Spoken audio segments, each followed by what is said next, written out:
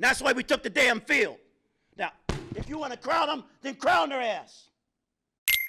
This is Arizona Cardinals head coach, the late Dennis Green, and he is currently delivering a rant that will be remembered forever in the history of the NFL. During this post-game meltdown, Dennis Green uttered a quote that has lived on in NFL lore.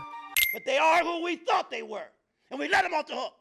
The war he was talking about was the Chicago Bears. Despite the Cardinals holding the Bears offense to 0 points the entire game, the Bears still won this game despite the offense being a non-factor. This game would go on to be remembered as a memorable comeback for the Bears and also an embarrassing meltdown for the Cardinals. So let us go back and remember the iconic "They were who we thought they were" game. October 16th, 2006.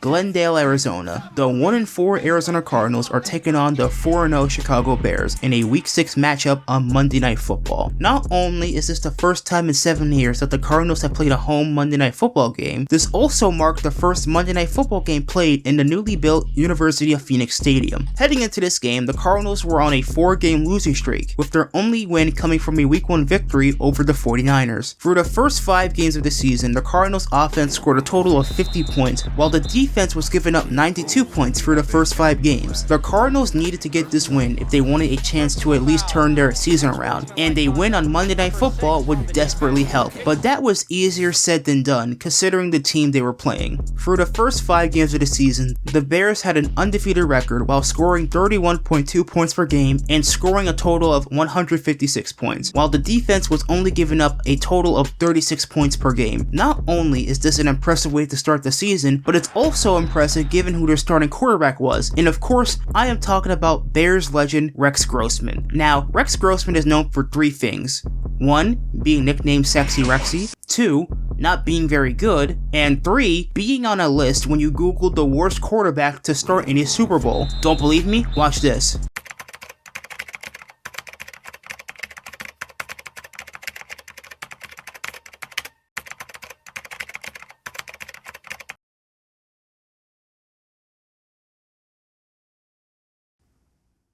See? Told you so.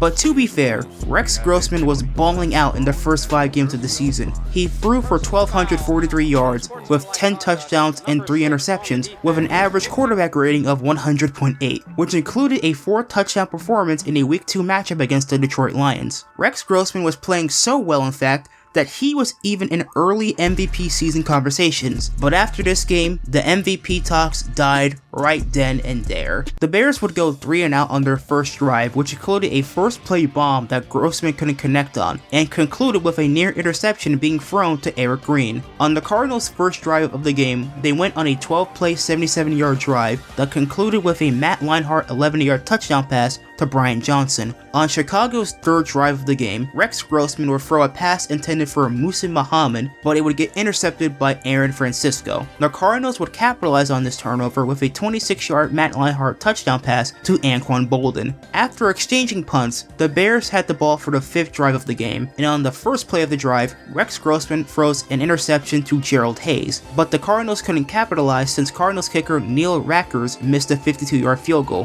Hopefully, this is the only field goal Neil Rackers will miss. On the first play on the Bears' 7th drive of the game, Rex Grossman gets strip sacked by Adrian Wilson, which resulted in a Cardinals fumble recovery. Neil Rackers would make the 41-yard field goal to help the Cardinals go up 17-0. 4 plays into the next Bears drive, Grossman would get strip sacked again, and the Cardinals would recover the football. Neil Rackers would hit a 28-yard field goal to give the Cardinals a comfortable 20-point lead going into halftime. The Bears offense had an awful first half. On the Bears' 8 possessions, they punted the ball 4 times, turned the ball over 4 times, had 2 first downs, and their longest possession of the game was 2 minutes and 5 seconds long. So needless to say, the Bears had to turn it around quickly or their undefeated record would come to an end. And also, for no reason at all, I would like to introduce this Dennis Green rage meter, which will be important later on. The Cardinals will go 3-and-out on their first drive of the second half, which gave the ball back to the Bears. The Bears would march down the field on a 13-play drive and score their first points of the game with a Robbie Gould 23-yard field goal. By the way, this was the longest offensive drive for the Bears for the entire game. The Cardinals would go 3-and-out on their next drive, but got the ball back thanks to a roughing the kicker call on Dante Wesley. Thanks to this penalty, the Cards would extend their drive and kick a 29-yard field goal. Little did they know, these would be the last points the Cards would score for the rest of the game. The Bears would go 3 and out again and punt the ball back to the Cardinals, and on the first play, Lionheart would get sacked by Mark Anderson, which resulted in a Mike Brown fumble recovery touchdown, giving the Bears their first touchdown of the game. The Bears get back in it. After even more punts, Rex Grossman's pass would be deflected and intercepted by Darnell Dockett and returned for a 73-yard touchdown, giving the Cardinals a 29-10 lead. Hold it! After reviewing the play, the defender was down by contact at the 26-yard line. But Lovie Smith would challenge the call, and the pick-6 touchdown was taken off the board since it was determined Dockett was down by contact. The interception still stands though. On the Bears' next possession, Grossman would throw his 4th interception of the game to Robert Griffith. So now the Cardinals had a chance to run the clock out and snap this losing streak. But instead, these next 3 minutes would strike disaster for the Cardinals.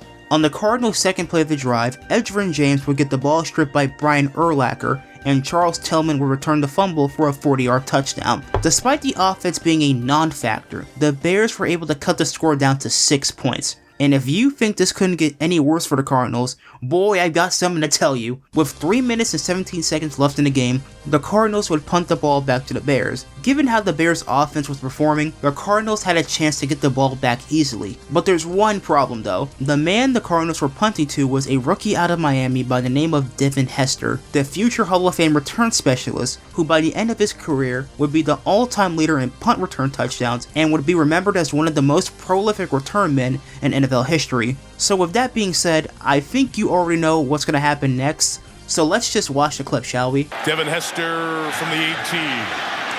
Reading box, Devin Hester into the open field. And Hester picks up another block. Devin Hester, the punter to beat. He beat him.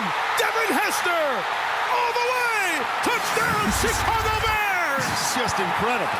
The Bears have come back despite the offense being as useful as your appendix, but the Cardinals still had a chance to win. On the potential game-winning 9-play drive, the Cardinals were able to get into field goal range and gave Neil Rackers a chance to win the game. Missed from inside 50 this year. Hester charges off the edge. The field goal is leaking. It's no good. He missed it to the left. The Bears would take a knee and the game was over. Not only was this an amazing comeback for the Bears, this was also an embarrassing meltdown for the Cardinals. And in the post-game interview, Dennis Green gave the iconic quote. But they are who we thought they were, and we let them off the hook.